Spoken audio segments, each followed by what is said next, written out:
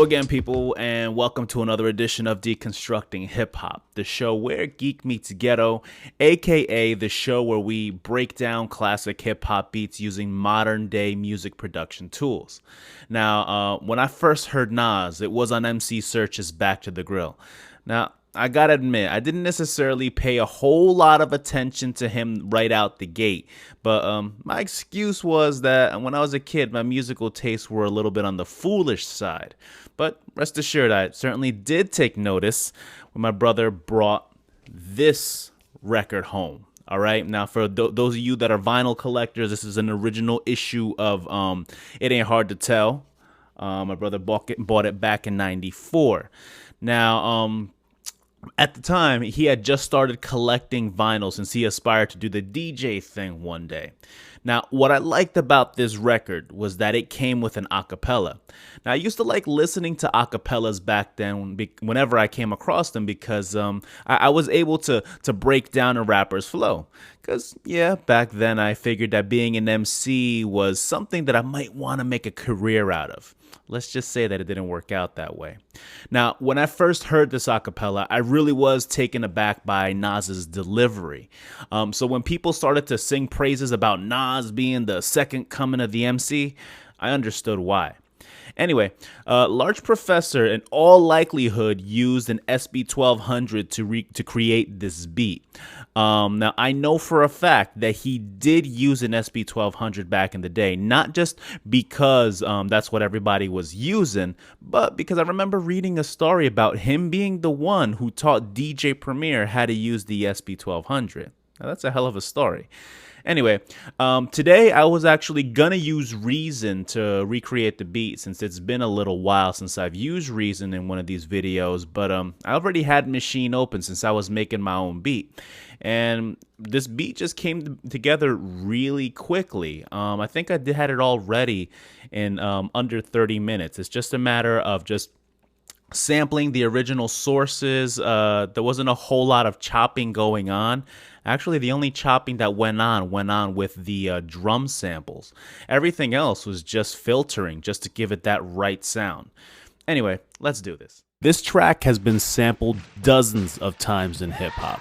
I mean, it was used in Eric B. for President, EPMD's It's My Thing, and countless other songs. Here, the Large Professor's using it to lay some nice accents in the background. When I first heard Halftime, I have to admit, I didn't really like the beat that much. Of course, that changed over time as I came to appreciate it. But as soon as I heard It Ain't Hard to Tell, I knew that I was going to be a Nas fan. I mean, there was just something about his ill metaphors.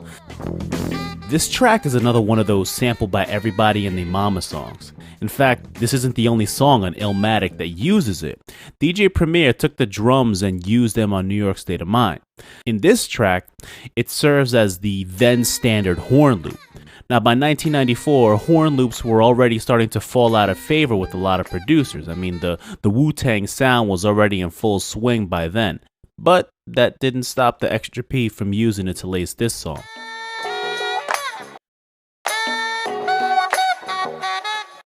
Now, this Human Nature sample is just a straight loop. The Large Professor uses filters to separate the high end from the bass line.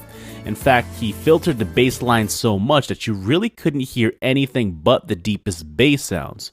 It also made the bass line feel extra thick and punchy. Now here, I had to play around with the low pass filter and the volume just to be able to hear it after I'd filtered out all the high frequencies.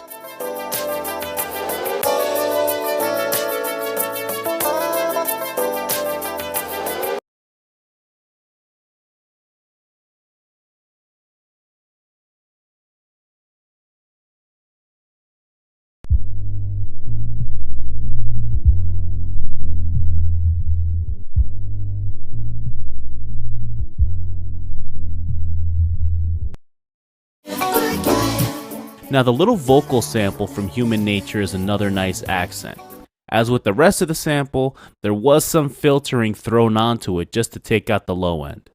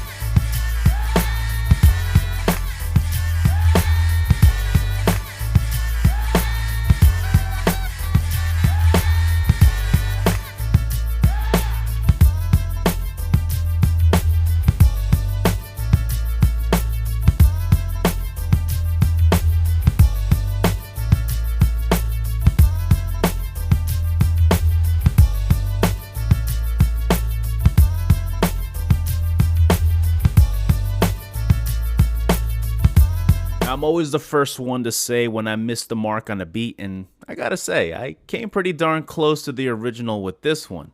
Now, the only differences that were discernible to me was the hi-hat, because I'm not sure if if Large Professor picked that up from the sample or from another source. I used it from the sample. Now, the other difference that I was able to pick up was the level of the bass line. I had to try to find a way of making it sound even without using a compressor, because the compressor that I was using just altered the sound a lot. Now, I did also use different filters, so it's really unlikely that I would have gotten the same bass line, the bass line to sound exactly as it did in the original. Besides, the SB1200 filter chips were renowned for the sound that they produced. But all in all, I think that it came out pretty well. Anyway, remember to like the Facebook page at facebook.com/deconstructinghiphop. That way you can share these videos with your peeps on your timeline that you think would really appreciate this, and some classic hip hop for them. Everybody likes some classic hip hop every now and then. And please subscribe to the YouTube channel at youtube.com/deconstructinghiphop. Now, if you have a request, you can do one of two things, or actually you can do both of these things. Just follow the show feed on Twitter at twitter.com/deconhiphop, or you can follow me personally on Twitter at twitter.com/rogergill79. Regardless of who you follow, just reply me your request. If you just want hip hop stuff and maybe the occasional trivia question or hip hop related comment, follow the show. If you want to just follow me, you can do so, but just understand that you will get some mental health stuff in that Twitter feed, since I am a therapist by trade. Now, I do know that I'm a little late in posting this video, and I do apologize, but life just got really busy this week. Speaking of late, I gotta hop my behind to work, so until next time, peace.